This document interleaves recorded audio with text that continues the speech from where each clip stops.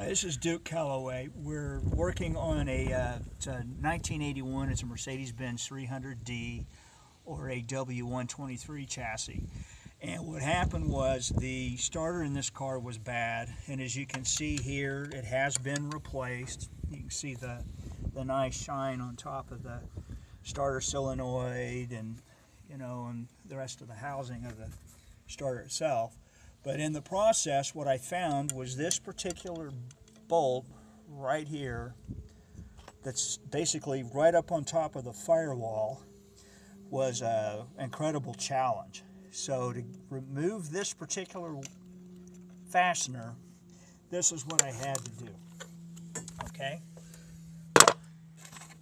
I found it's a 3/8 head Torx on a 3/8 inch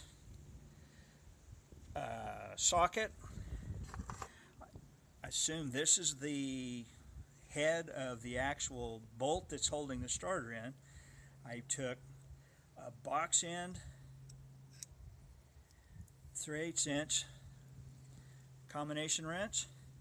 I slid this 3/8 hex head inside of the bolt.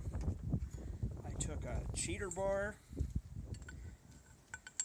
went counterclockwise and basically broke the torque that was on the bolt. Then I took the hex head back out, slid it back inside the bolt, and took the open end of the combination wrench and just kept going counterclockwise until I got the bolt completely out. Hopefully that helps. Thanks for your time.